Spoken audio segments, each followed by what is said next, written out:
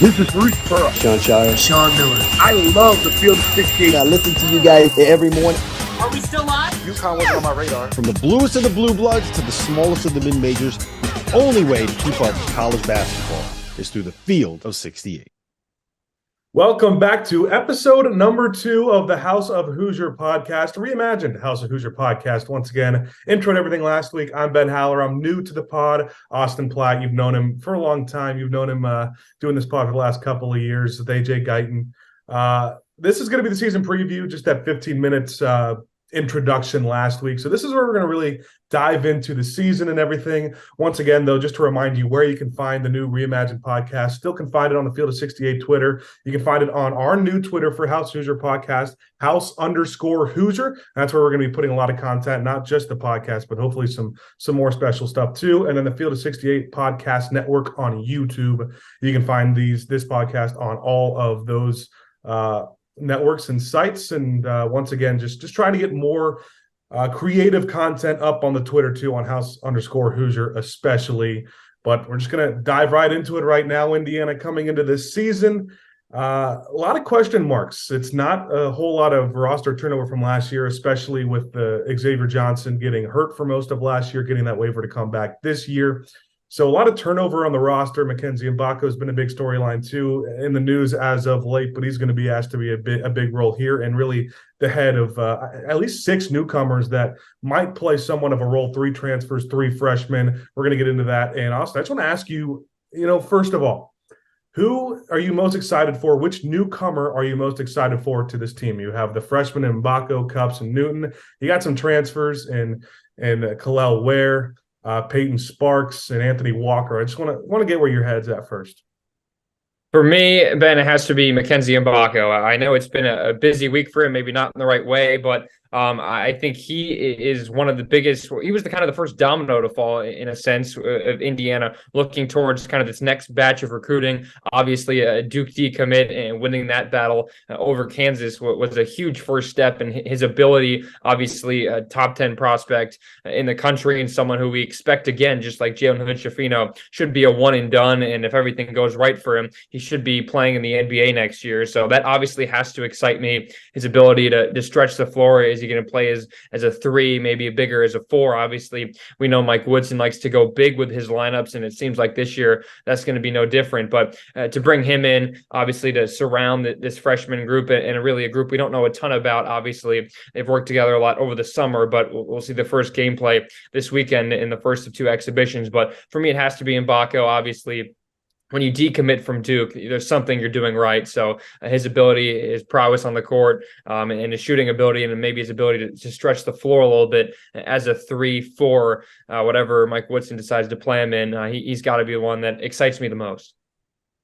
Yeah, it's hard not to say Mbako right now, not only because, the excitement around him, but Indiana kind of needs him to take a bigger scoring role coming into this season, just because it's hard to say where a lot of the scoring is going to be. Kalel Ware, you have to take the numbers last year with a grain of salt with that injury and everything at Oregon. Hopefully coming to Indiana this year will have an improve and a jump in those offensive numbers, but only averaged about 6-7 points for Oregon last year in the limited games that he played. Xavier Johnson, is a really good passer, really good point guard, but he hasn't shown that elite scoring level that Indiana would need. Trey Galloway, kind of the same way, just in terms of can score, but hasn't necessarily been consistent in his first couple of years with Indiana. So Mackenzie Mbako has to take that consistent role with this Indiana team, and scoring from different levels as well is what Indiana needed too. We talked about what this lineup's going to look like with 2 bigs, and you made a joke before we filmed, if he's starting, it's almost a 3-big lineup. But that's not, too much of a dangerous thing, because he can play outside as well. He's not just an inside scoring threat, but he has the ability to score from all different levels. A big thing, too, is I talked about it, is how much can Xavier Johnson contribute, not just in the passing game and setting up the offense, but can he score as well? What do you see him doing this year? Obviously, it depends on if he's 100% healthy, Ben, and that's kind of, I think, the first thing here, and this was the biggest question of the offseason. If Xavier Johnson comes back, well, then Mike Woodson's job, obviously not easy, trying to replace, obviously, 2 guys in the NBA, really losing 4 out of 5 starters, if you think about it. But for him, if he's healthy, you assume he is. Obviously, I think he wanted to play late last year, but realized if you take a look at the bigger picture, it was better for him to take a gamble. And it's not really a gamble anymore with the NCAA. They hand out those waivers pretty quickly and pretty easily now these days. But for him, can he stay healthy? Can he, work it up and down, be as good downhill as he was a few years ago? And can he make the right decisions? I think the biggest thing for Woodson or for Xavier Johnson is he knows that Mike Woodson obviously trusts him as a leader, as what we think, at least probably to start maybe the primary scorer for Indiana this year. Obviously averaged right around 10 points last year, and obviously was great down the stretch 2 years ago, which led IU to the tournament. But can he make the right decisions? Can he avoid those silly fouls? Can he avoid those turnovers, which really, make the fans, I guess, try and pull their hair out in a sense? But I think the biggest thing is, can he be smart with the basketball? We know he can beat anyone one-on-one, it feels like, and get to the rim, of course, with the guys around him, and if he gets the right screen and whatnot. But for me, I think it's more, can he be smart on the floor, obviously, while staying healthy, rather than, how many points can he rack up? I think the more important thing is his assist to turnover ratio. I think will decide how many minutes Mike Woodson will allow him to play. Obviously, you got to stay out of foul trouble as well, which at times last year you commit, one or two boneheaded fouls after missing a shot or making a bad play or something like that. So I think for me with Xavier Johnson, health, of course, is the priority, but can he, dish out the assists more than the turnovers, improve that rate, and then I think everything else will kind of come around. I think last year, Indiana got away with, for a really long time, not being a great three-point shooting team. And the percentages weren't low by any means. It just wasn't a team that took a whole lot of threes. I mean, there was not a lot of guys. I think Miller Kopp was the leading three-point shooter in attempts and I think in three-point percentage. Trey Galloway has not shown his full capability shooting from beyond the arc. Jalen Hood-Schifino, as good as he was, it wasn't really a strong suit. And then you had Race Thompson, Trace Jackson-Davis down low. Within that starting five already, just not a whole lot of shooting. This year, it's also, once again, Gabe Cup's coming in, but other than him, it's hard to find where that three-point shooting is going to come from, especially with Miller Kopp on the way out. I think that's one of the biggest things that Xavier Johnson needs to contribute. He's really a streaky shooter. He's had some really hot games last year. You look at a couple games he had against Xavier earlier in the season against some of those non-conference opponents. He hit 3-4 threes, but he'd go a 2 or 3 game stretch without hitting a three. And a lot of that's not due to his shooting ability. A lot of that's due to what Indiana needed at the time and needing him to be the point guard and set up plays first. But I think he needs to take a broader role in being able to shoot the three ball a little bit more consistently this year too. We talked about that 3-point shooting and how that's effective of the two big lineup. Mike Woodson's been big on two big lineups for a long time. The first 2 years here, he's used them. He used it with Race and Trace last year, with Malik Renew rotating in a little bit. This year, it's even hard to imagine a lineup that isn't a two big lineup, just with where the depth for Indiana is this year, especially with Kel'el Ware and Malik Renew expected to be in the starting lineup. Mackenzie Mbako can play everywhere. Is that a negative for Indiana going into this year? It feels like it potentially could be. I'm just worried about the depth at the guard position, kind of after Xavier Johnson and Trey Galloway. Obviously, Gabe Cupps, you feel like is going to be that next guy, but kind of after that, you're kind of, I don't want to say grasping at straws, but you need to see CJ Gunn. He needs a big step forward. Obviously, you lose Tamar Bates, so those minutes are going to have to be filled. But other than those guys, kind of where does the depth come in? So I assume this team is going to go big. I don't think that's necessarily a bad thing this year, but I think we saw last year against some teams, rebounding was the biggest issue, Ben, down the stretch of the Miami game. I don't think Indiana could grab a single defensive rebound even after they had come back and taken the lead momentarily. So for me, can these bigs, rebound? Can they defend? Can the guards box out and make sure they don't get beat down low on the offensive glass? So I think that there's pros and cons. Obviously, the 3-point percentage was high last year for Indiana, but the reason why is because they had so many open threes. Obviously, when you have Trace Jackson-Davis needing 2-3 guys to guard you, that's what's going to happen. So these guys are going to have to knock down their threes. I think there's pros and cons with any lineup, and I think there potentially could be more cons. This team has to knock down more threes and attempt more threes is the biggest thing for me. So it's still kind of on the edge. Yeah, we don't necessarily know what it's going to necessarily look like with the spacing, which is another question mark, but I think I'm a bit worried about the depth at guard, which is why it's going to be a big lineup. It's funny that you bring up the rebounding being a big reason Indiana wasn't able to come away with that round of 32 win against Miami, because I think this is something that goes hand in hand with a three-point shooting, in that throughout the regular season in college basketball, especially in the Big Ten Conference, you can get away with not being the best three-point shooting team and playing a lot down low. It has seemed like in recent history, a lot of those teams have gotten exposed that play that style, have gotten exposed come tournament time, come March Madness. And that's the reason the Big Ten hasn't produced so well in March Madness. You look at so much of the talent recently in the last couple of years in the Big Ten, a lot of it's been in the paint. So that's going to be one of the concerns moving forward. And it was kind of a storyline that we had a lot of last year, was just that, sure, it worked in the regular season, but what does it mean in March Madness? But I think with a lot of roster turnover and a lot of new guys, it's just March Madness isn't something this team's quite worrying about yet. Not that, they're not projected to make the tournament by at this point of this at preseason. I mean, I think most people say they will. But I just think right now they have to find their footing in the regular season and find their identity first before they can worry about some of those, March Madness, different stylistic struggles. It also brings me to the next point in just how deep this Indiana team is and is going to be throughout the season. I mean, how deep can they go? I mean, you have 9 or 10 guys who I could see getting some significant playing time, but a lot of it just depends on how they look to start the year. So what's your cutoff, do you think, going into the season?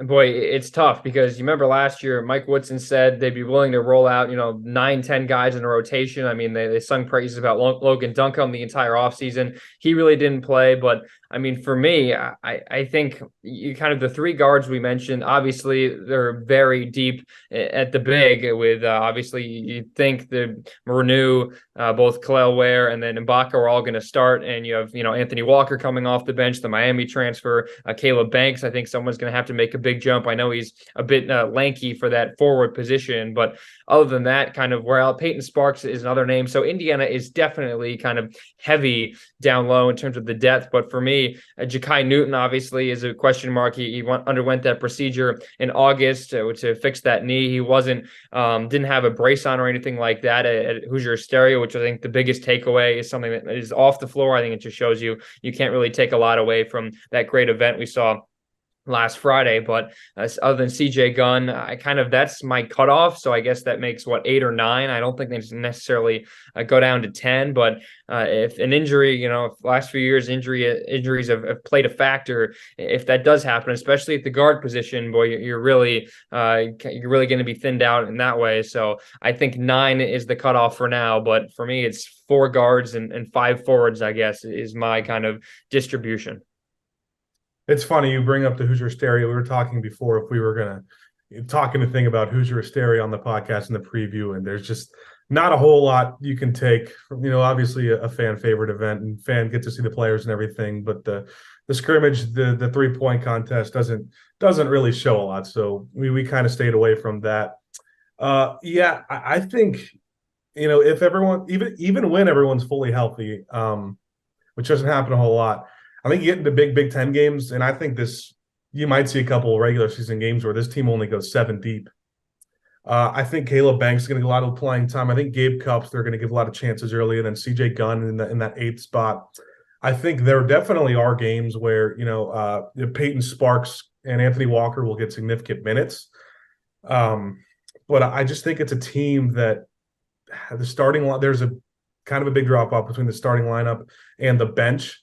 And I think it's a team that if the starting lineup can stay fully healthy, they're good condition. They're experienced guys. Galloway, Johnson have been playing college basketball for a few years now. Malik Renew picked up that experience. Mackenzie Mbako is just a different freshman.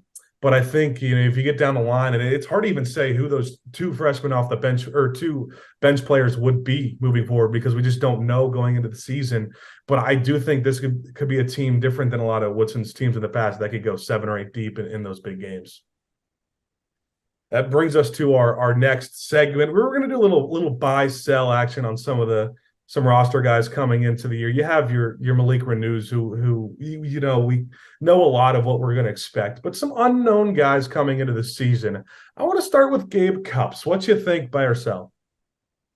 I think we have to buy him because if Xavier Johnson gets into foul trouble, if Trey Galloway's not providing the spark or just that the spark, I guess, that he needs as the two, as that shooting guard. I think you're gonna have to buy into Gabe Cupps. I know, obviously, a big name that Indiana got a few years ago, a bit maybe undersized at 6'2", but obviously knows what the kind of the basketball is like in the Midwest from Ohio, the Ohio Mr. Basketball, and someone who's played on the AAU circuit. So he's someone I have to buy. I think the biggest thing is for him defending. I know he can get to the rack as well. Xavier Johnson's, I think, done a great job already kind of taking Gabe under his wing, because it seems like Cupps is going to be that next kind of 4-year guy. I see him really develop over these next few years, especially if Indiana recruiting wise continues to do the way they do. Then Cupps, I think, is going to be forced to stay here at IU for all 4 years. But I think if Woodson can allow him to really focus on a defense, we know his spark, he can get to the rack, he can score, he's quick. Obviously being maybe a bit undersized, that helps in that way, 6'2", 175. So if he can be physical and defend and not allow guys around him, then I think you have to buy his stock, because I think the big three guards wise is going to have to be Cupps, Galloway, and Xavier Johnson. And we know Mike Woodson is not afraid to pull a guy or to yell at him. And Xavier Johnson, I surely could tell us some stories about that. So you have to buy, I think, into Gabe Cupps' stock and his ability to really transition all 4 years. I'm excited to see his growth. Yeah, I like that you mentioned that feels like going to be one of those 4-year guys, and not to say that he won't be good eventually in the next couple of years once he gets experience. I'm going to sell him for his freshman season.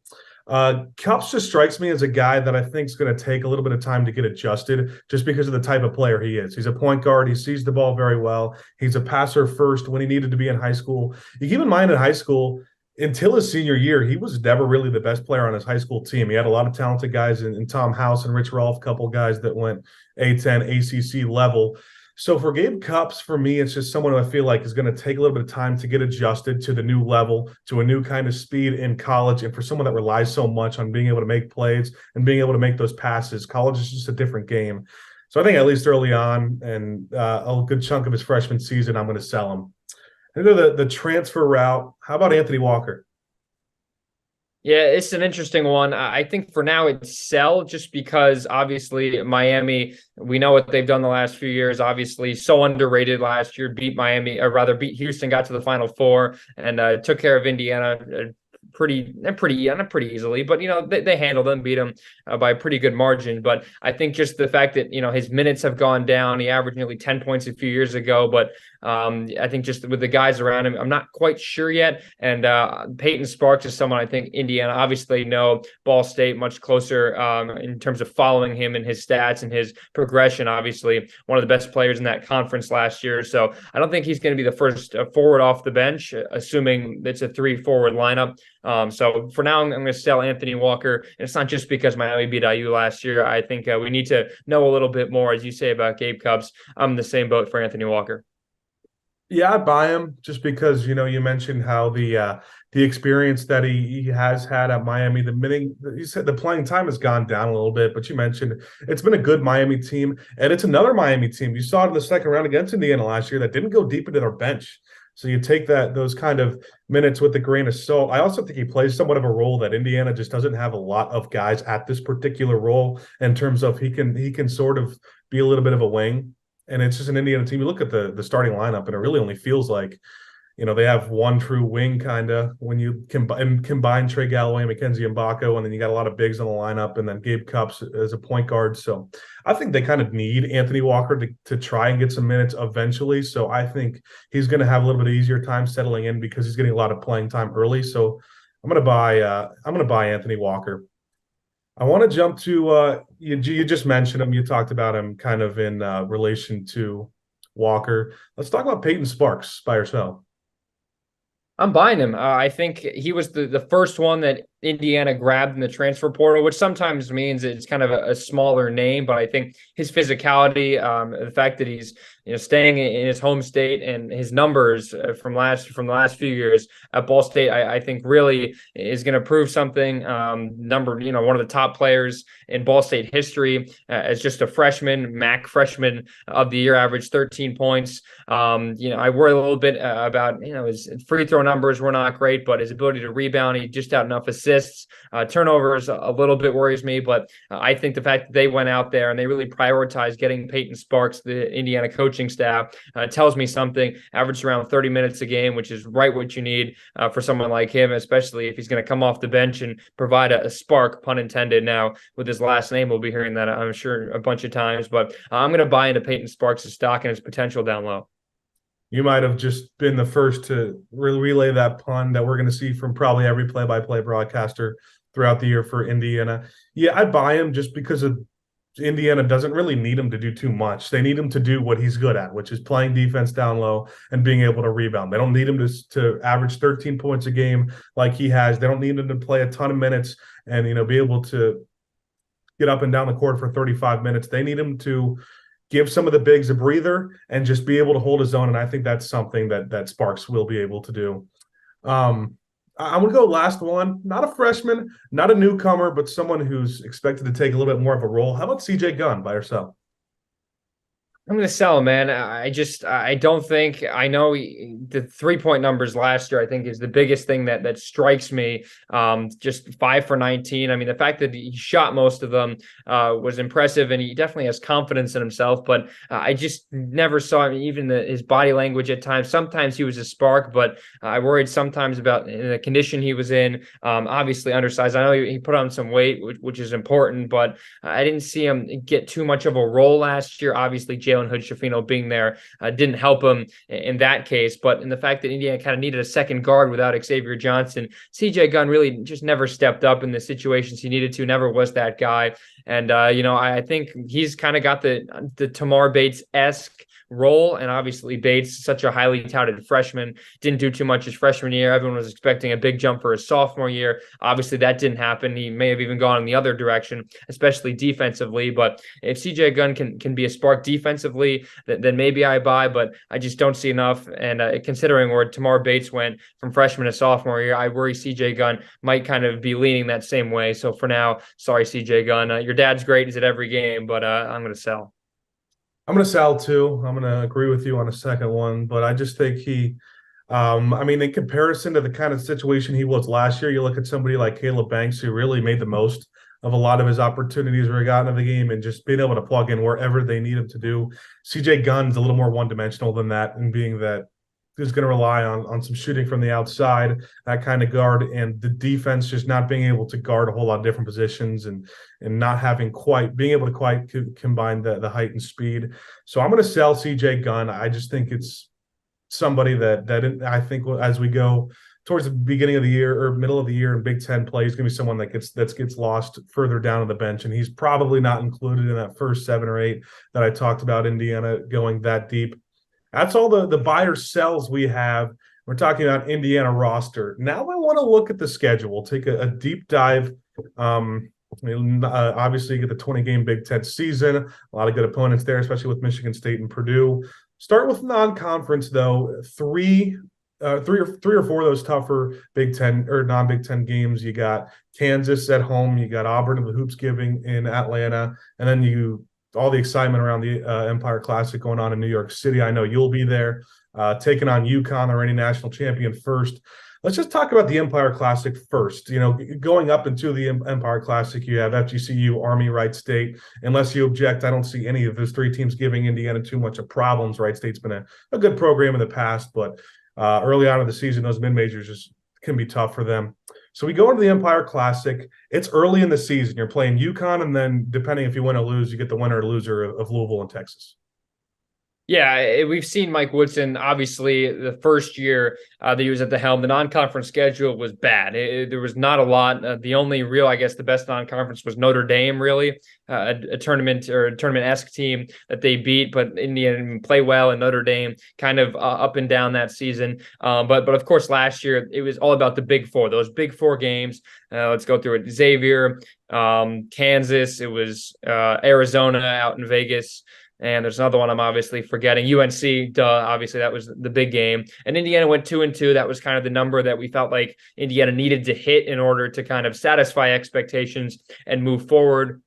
Obviously, they won those first two and then lost pretty badly in the next two, and of course, lost Xavier Johnson in the Kansas game. But for me, these are solid tests. Obviously, you return Kansas that home game. I know it's over break, but hopefully the students can really fill it out. Obviously, that's the preseason number one national champion from a few years ago, and Indiana Kansas lately the recruiting battle has been great there. But start with the Empire Classic. UConn is a very, very good team. They were so underrated last year. Obviously, got off to that incredible start, cooled down a bit in Big East play. That's what that conference will do to you. And then they turned it around and kind of steamrolled their way to a national championship. So that's an excellent team right there. UConn, obviously, kind of, are they a blue blood or not? There's that conversation. But they're a big team, so that Indiana will kind of, you like the matchup, or at least it'll challenge you down low. And the fact that you play 2 games in 2 days, we have not seen that from Indiana really at all in the regular season since, I guess, the Big Ten tournament was the only time that Indiana's played in back-to-back days. So I think that philosophy, are these guys ready?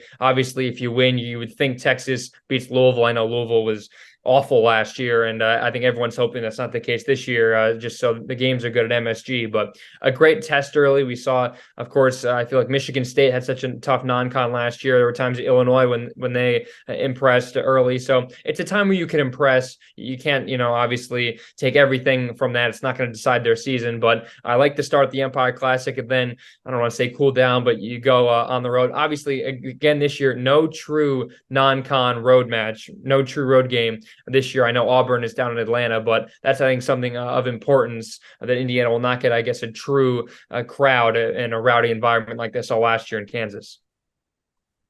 Yeah, I think on the surface, it's easy to say, well, UConn, they won the national championship last year, and coming into this year, they're a top 10 team by pretty much anything that you look at, any ranking that you look at. But it's a different kind of situation because it's not like they're returning a bunch of guys from the national championship team. They reloaded with a lot of talent. They have Donovan Clingan coming back, who had a pretty big role off the bench in that championship team, a couple guards here and there. But it's not a UConn team that's coming off some turnover that with those teams, you have a pretty good guess they're going to be a top 10 this year with the talent, but you don't know for sure. I don't think they're as surefire to be that top 10 team as we see with somebody like Kansas or even teams in the Big East Conference like Marquette or Creighton. So this could be interesting. And it's on top of that, even if they are good at the end of the year, it could be slow for UConn to get started. I still think that's going to be a tough game for Indiana, obviously, and one I don't expect them to win. I like what you said when you said 2-2 kind of plays into expectation last year, and that's what they did. This year, it might be a little different. I don't know, because the Kansas and UConn right off the bat, there really weren't those games like that, maybe at Kansas last year. But that was only one game last year where you said, okay, they probably will lose that game, and you kind of chalked that one up. There's 2 of those games this year, it feels like, with 2 top 10 teams in UConn and Kansas.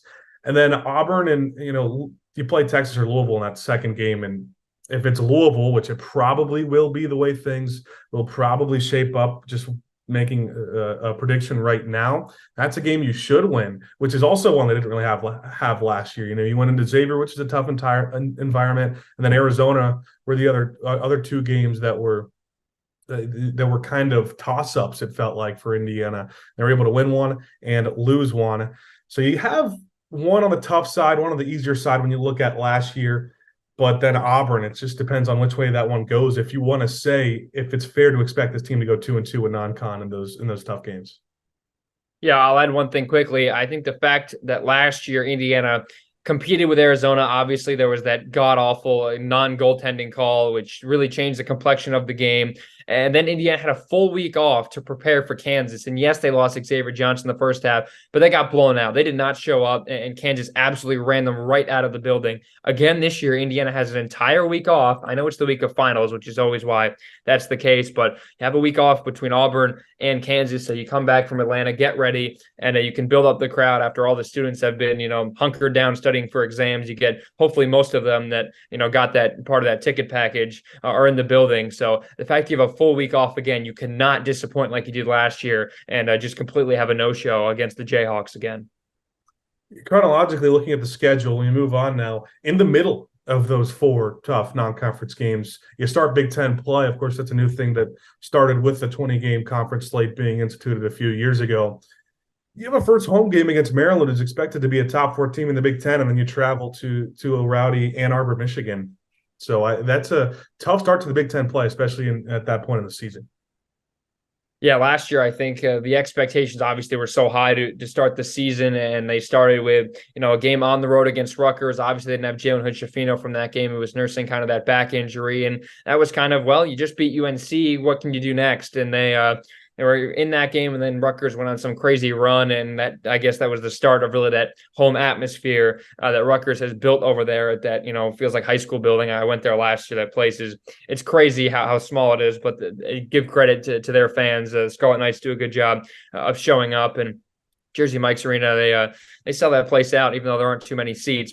And then they came back and demolished Nebraska. At least it's not Nebraska again this year in that December game, because that feels like a yearly tradition at this point. But Maryland, obviously a team that beat Indiana in the regular season. Indiana got them in the Big Ten tournament, but that's a Friday night game. Obviously, Jameer Young, it's a solid guard Maryland team that's headed by a bunch of guards. Kevin Willard's done a fantastic job. And then you go to Michigan. That's another big question mark. Obviously, the Wolverines lost a ton. I didn't restock all too much. A couple guys in the portal, but those are two games where if you can get one, then great. If you can get them both, then even better, because the non-conference around it is not easy, and it helps when you have those rest of those non-con games after Kansas to kind of round out the 2023 slate of the schedule. It's, can you build on some momentum and maybe this year start 2-0? The last 2 years, Indiana's been 1-1 under Mike Woodson in those first Big Ten games.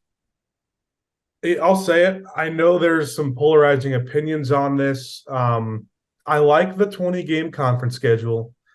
I don't like that you have 2 games that you play in the start of December. I think it should still be, you just add those conference games, but it should still be those 20 games are your last 20 games of the season. Your full non-conference slate should be for that conference slate. That's just the way it always had been leading up. And there are still conferences that do 20-game conferences and get away with that, like the Big East. I think the SEC or ACC, one of the two is like that.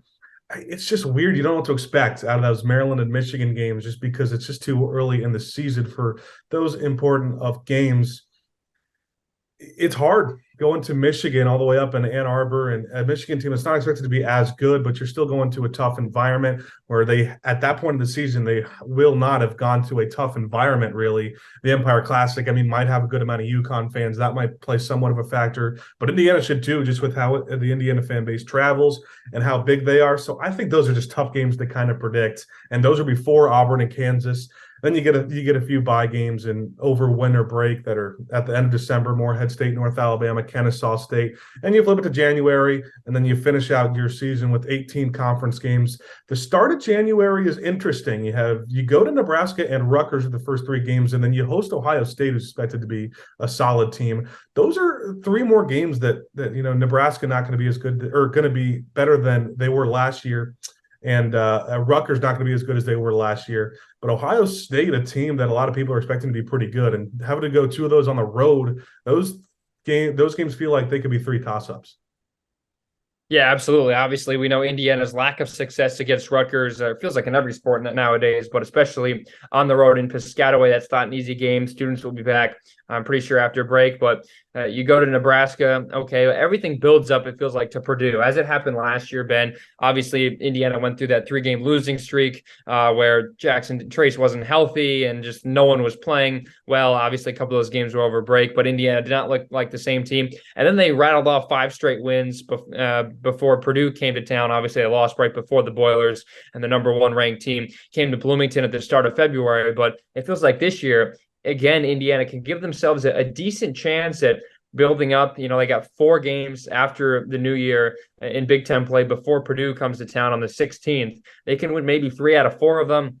Obviously, Ohio State going to be a much improved team. Chris Holtmann kind of went through the gauntlet last year, kind of dragged through the mud until the Big Ten tournament when they won 3 games out of nowhere. But obviously, they were still nowhere close to the tournament. But obviously, Minnesota team, they fared well against Nebraska. Those teams, again, supposed to be at the bottom. But Ohio State is a match that really interests me. Obviously, 2 years ago, they played them, I want to say, on the same date over break before the students came back. And Indiana, that was their best defensive showing, one of the entire year, and they dominated dominated. Of course, that was a much different Ohio State team. They had those bigs down low, but it could be much more interesting. Obviously, Jamison Battle, a big name the Buckeyes picked up in the portal, the former Golden Gopher. So that's an interesting one. And we know Indiana only 2 losses last year at home. Feels like you have to beat Ohio State and at least go, what is it, 6 games before Purdue comes? You'd hope you'd be 4-2 at that point. It feels like 5-1 would be great because that means you could steal a road win against either Michigan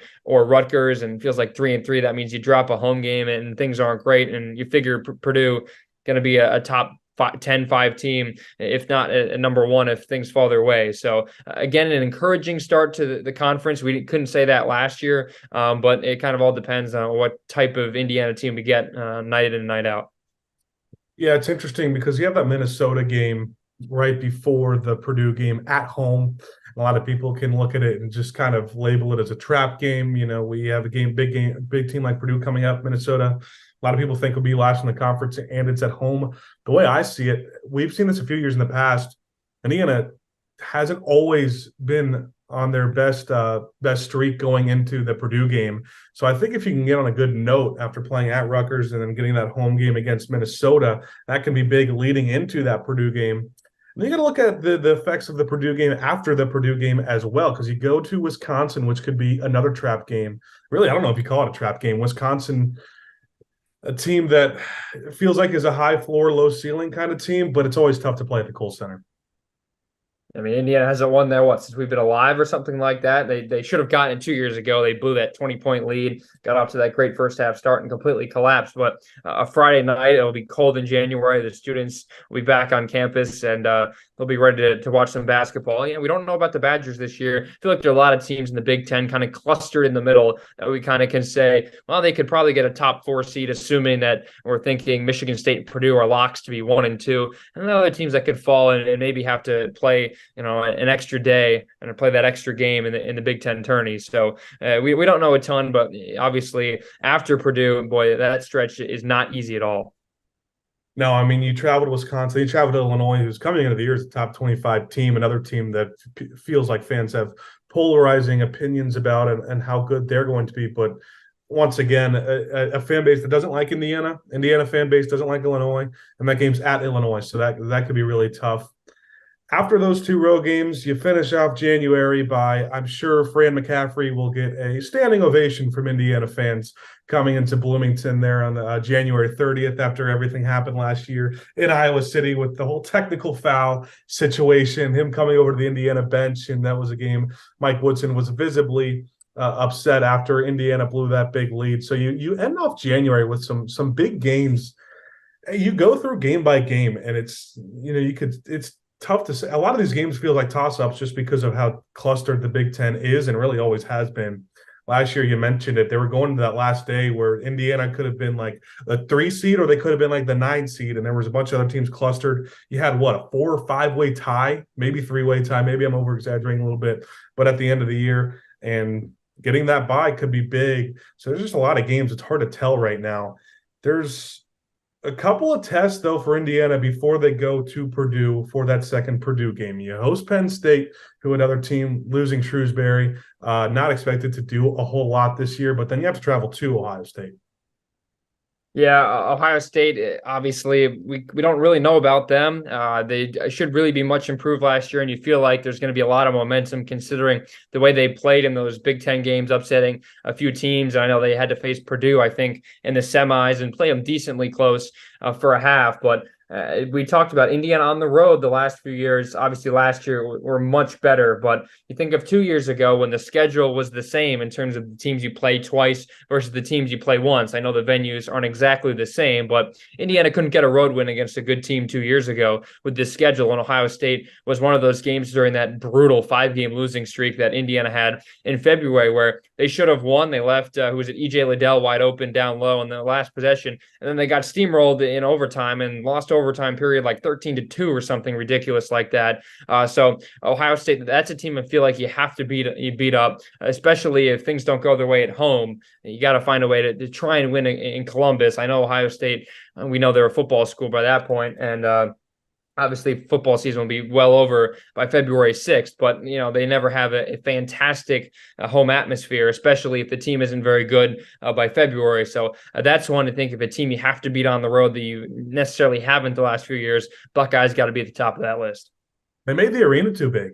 Schottenstein Center just holds more people than it needs to, and it takes away a little bit from the environment. But no, but going back to the schedule, after Purdue, when you close out February, after the at Purdue game, it feels like that's the easiest stretch, 4-game stretch Indiana's going to have. Northwestern, it can be a solid team, but that's at home. Nebraska at home, travel to Penn State, and then Wisconsin at home. So 3 home games and then a road game against maybe the 13th or 14th best team in the Big Ten. That's going to be big, sort of sandwiched in between the Purdue and Michigan State game.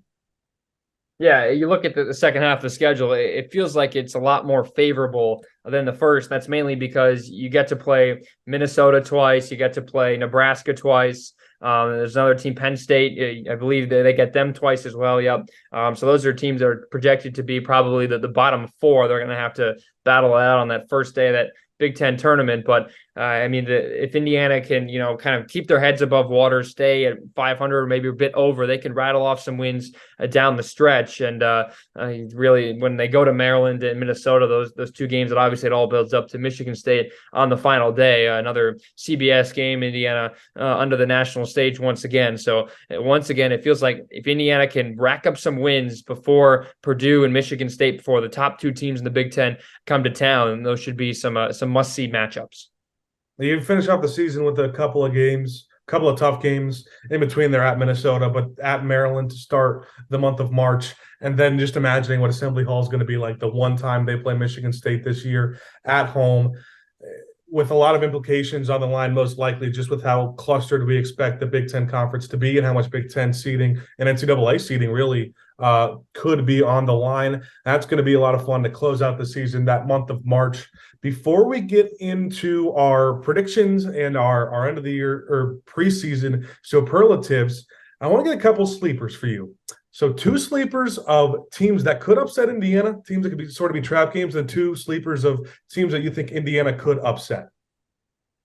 All right, so we'll start. I guess people always say you want the bad news before the good news. So I guess in terms of teams that can upset Indiana, I'll start with Wisconsin. Obviously, the Kohl Center, a place that Indiana has not played very well. I guess they're kind of right there, 5 and 6 in that preseason poll. So maybe it's not necessarily an upset, but I think another team is Iowa. I mean, Iowa's always had Indiana's number the last few years, no matter where they play, and especially Indiana hasn't been able to stop Iowa on the glass. We know Mike Woodson absolutely despises Fran McCaffrey, and I'm sure McCaffrey doesn't have any fond thoughts about Woodson as well. So I'll say Iowa, and I guess if you throw in Wisconsin, I know they're kind of right next to each other in terms of an upset, but those are teams that Indiana gets a few shots at.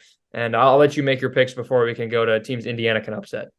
Yeah, I'm going to go January 3rd at Nebraska. I think it comes at a weird time, just in sense of you had Big Ten games at that point, but you're coming off 3 bye games. So I think, this sort of a Big Ten shock, even if Nebraska is not one of the top teams in the Big Ten, they're still a Big Ten team, expected to have one of their better years. And you have to go to Lincoln. It's a weird point. It's over winter break, so the crowd doesn't play as much of a factor, but I just think the level of competition Indiana has going up to that game could be sort of rough. So that's one. The second one, I think there's a home game against a team around Indiana level that they could drop this year just because of how loaded their road schedule is this year too. So I think even something like home against Wisconsin. I know you talked about how tough it is to play at the Kohl Center. Wisconsin, it always feels like a team because they play so disciplined and they play so fundamental. It always has a chance to upset you, and Indiana can run into a rough night like that at the end of February. That could be something I could see them losing. You bring up a good point about Indiana kind of starting off on the road. Obviously, last year there was that really strange 2-week break, essentially, that Indiana got after those 2 bye games right around the Christmas time. And obviously, Indiana came out really well against Iowa and dominated the first half, and then completely capitulated in Iowa City. And of course, the year before, that first game to start really the Big Ten stretch was against Penn State on the road. That's a place where you can fall asleep there because there's no crowd whatsoever. And Indiana threw up a dud, and Penn State played really well and beat them by a possession. So you bring up a good point. Indiana starts on the road to start the new year for the third straight year, I want to say, to start Big Ten play. That's something interesting, and Indiana's got to be ready for that. I know they have a game a few days before, but it's kind of that Christmas window is always kind of strange. Obviously, not having classes, getting some time off with the family, but the fact they have a game 4 days before, I think, helps a little bit in that stretch. But you always got to be wary. Yeah. So give me a few teams you think Indiana could upset. Well, I mean, you have to say Purdue. I think that's the first team that comes to mind. Obviously, we know that the IU-Purdue rivalry, Indiana fans will show out. The line out the door is insane hours before the game. And obviously, you found a way to stop Zach Edey not once, but twice last year. You circle that game on the 16th of January. If Indiana can roll in with a couple of wins or even a loss like they had last year when they lost to Maryland on the road before Purdue came to town, you have a 7-footer now in Kalel Ware to potentially stop Zach Edey, and I know the guards need to take a step up this year for the Boilermakers if they really want to be a preseason top 5 team in the Big Ten. But you have to start with Purdue in the sense that Indiana knows how to beat the Boilermakers 3 out of 4 times. Mike Woodson's gotten the better of Matt Painter after that long losing streak. So I think to start, it has to be Purdue. And a team on the road, I think it could be Illinois. I think that's a team that Indiana got the better of last year, not once, but twice. I know Illinois was really not that good last year. They had pretty high preseason expectations and could never meet them. But if you can go on the road, I know Illinois, I think, hates Indiana more than Indiana hates Illinois, whether it's a rivalry or not, is a conversation for another day. But if Xavier Johnson can play up to the level that he's expected to, and I know TJ Shannon returns, that's obviously a huge returning piece, one of the top players in the Big Ten potentially for the Illini. But Dane Danger is supposed to take a big step in year 2 for him down low. They added some guys. Coleman Hawkins, of course, such a great utility player, can kind of play anywhere. But Indiana's had Illinois' number at least since that Big Ten tournament game. So I'd be careful. I know the State Farm Center is a tough place to play, but last year the Indiana completely took sucked the air out of that place. So I'll say it can happen again, considering we don't know, I guess, a ton about Illinois as well. But as expected and deservedly so, they have higher preseason expectations than the Hoosiers do. I'm just dreaming about what that last regular season game, home game, Assembly Hall against Michigan State is going to look like. I talked about it a little earlier, but I think it's a game where Assembly Hall just comes together and Indiana has a real shot to beat a Michigan State team. And when you play a team only once in your conference and it's so late in the season, you don't have a lot of great scouting material because you hadn't played them yet. A lot of times I think that hurts the favorites more than it hurts the underdogs. So I think Indiana's got a real shot at Michigan State. I think a lot of things come together. Secondly, I don't know how much an upset you want to say it is, but just because it's away at a decently tough place to play, I like Indiana at Maryland this year too. I think could be a big one. Indiana has gotten a lot of slack hate for not being able to win road games in the past. I think that got picked up a little bit last year. And I think they're going to pick up a couple big ones this year. And I think Maryland's a team they match up well against. So I like Maryland and Michigan State. All right, not a ton of time left. So we're going to try to do some rapid fire. First, predictions, record prediction, NCAA tournament prediction, Big Ten standing prediction. Oh boy, that's a lot you just threw at me. Obviously, it's hard to do math on the fly here, considering we don't major in math here, and numbers aren't our best friends here. But for me, I think straight off the jump, it's a more favorable Big Ten schedule this year. Obviously, last year Indiana was 12-8. The year before they were 9-11, so that was a pretty good 3-game jump. For me, I will say 10-10. I think that they're right in the middle in the Big Ten. Kind of, I guess that's naturally, I think, where they should be in terms of the standings, kind of 14 teams. I think 6th is kind of where I'll have Indiana at 10-10. Maybe you win a few tiebreakers, but I just think the potential is high. I don't think this team necessarily has what it takes. Obviously, you worry about maybe for some guys, kind of just the work ethic, the mental side of things. Can they be able to play in this gauntlet under Mike Woodson, who obviously is a much harder coach than I think some of the others, considering his great success under Bob Knight and, of course, coaching in the NBA. But can the guys adjust? I think 10-10 in the Big Ten seems about right. I feel like they're not quite as talented as they were last year. The schedule is probably more favorable than it was last year, but I kind of have somewhere in the middle of the last 2 years under Mike Woodson. So I'll say 10-10, which puts them in 6th. And I guess in that non-conference, I'll say They go 1-3 in those 4 big non-conference games. So that means 13 losses and however many wins that is. I don't know how many bye games there are on the schedule, but I'll say in those 4 big non-cons, they go 1-3. I think it's just a bit tougher, especially kind of the way the schedule works with breaks and whatnot. I think it'll be difficult, at least for the students, to, I guess, enjoy this team early on. So I guess that's 13 losses and count the number of wins. So 10-10 and 3 losses in the non-con. 18. That's right. There you go. Yeah. I like the 1-3 in those big games non-con. I just think that's the way it's going to be. And I think it's not hard to figure out. I think it's that win against Louisville in the second game of Empire Classic, and then you lose to UConn, Kansas, and Auburn.